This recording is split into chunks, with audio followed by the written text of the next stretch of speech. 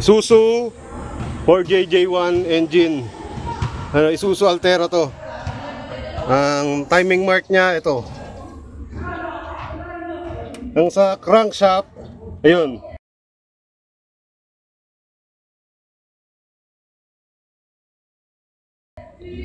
May kulay puti na marking na yan. Doon din sa kulay puti na marking na yun ng crankshaft, ng cam follower. Tapos sa injection pump, yung dalawang nuts.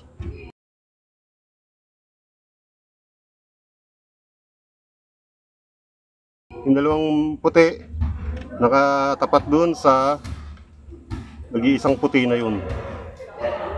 Yan sa injection pump. Tapos yung sa dilaw niya, sa chain,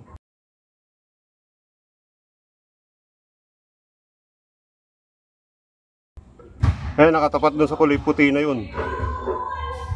Yan ang marking yan. Tapos sa camshaft, ayun o.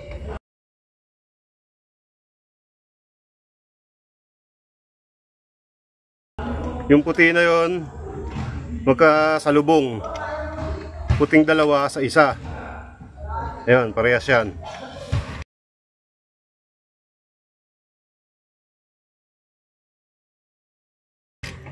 Tsaka dapat ito ay nakatapat dito.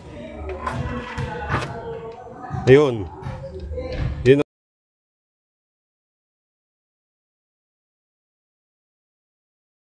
ang marking niya. Tapos yung idler gear, ayan,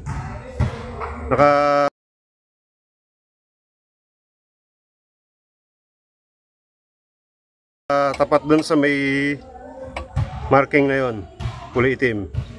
Yan ang marking niya. Yan ang timing mark ng 4JJ1 Isuzu Altera.